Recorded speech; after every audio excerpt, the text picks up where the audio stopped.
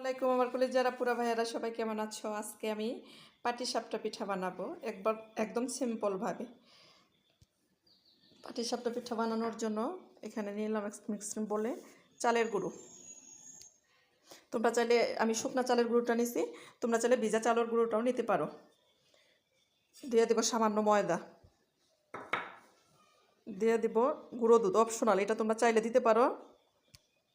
আরও দিয়ে দেবো স্বাদ মতো লবণ, লবণটা তোমাদের টেস্ট অনুযায়ী দিয়ে নিও। আরও দিয়ে দিব চিনি, চিনিটা তোমাদের টেস্ট অনুযায়ী দিয়ে নিও।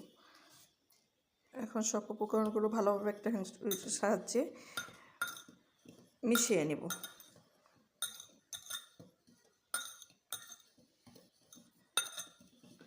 এখন দিয়ে দেব নর্মাল তাপমাত্রা পানি, পানিটা কম কম করে দিয়ে মিক্সড করে নিতে হবে। দেখো আমার আটাটা গুলানো হয়ে গেছে। ব্যাটারটা পাতলা করতে হবে, ঠিক এরকম থাকবে। এখন এটা রেস্টে রেখে দেব 20 থেকে 30 মিনিট। চলো এখন একটা খিসা তৈরি করে নিই। খিসা তৈরির জন্য দিয়ে দিছি প্যানে দিয়ে দেব এখন দুধ, দিয়ে ভালোভাবে জ্বালিয়ে নেব। তোমরা চাইলে 1 কেজি দাও বানাইতে পারো, আমি কম বানাবো তো আমি হাফ লিটার দিয়েছি। দেখো দুধটা একদম জাল হয়ে গেছে। এখন দিয়ে দেবো এই পর্যায়ে একটা এলাচ, তোমরা চাইলে এলাচের গুঁড়োটাও দিতে পারো।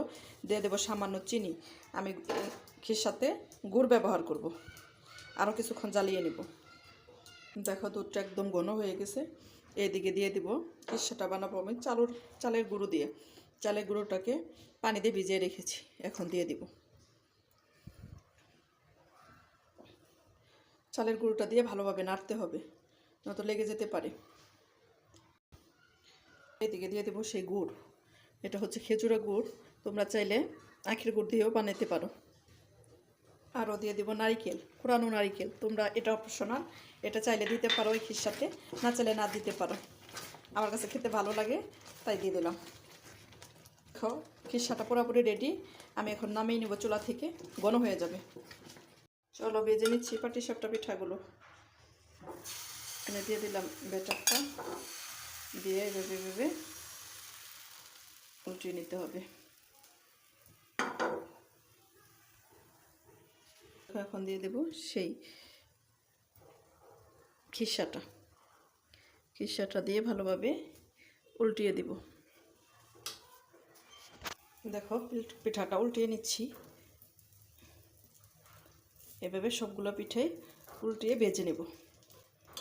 তোমরা চাইলে এই শীতে এভাবে পিঠা ভেজে নিতে পারো পাটিসাপটা পিঠা। বাজ হয়ে গেল আমার পাটিসাপটা পিঠা সিম্পলভাবে। আমার রেসিপিটা যদি তোমাদের ভালো লাগে, আমার ইউটিউব চ্যানেল, আমার ফেসবুক পেজটা ফলো করে দিও। সবাই ভালো থেকো, সুস্থ থেকো, আল্লাহ হাফেজ।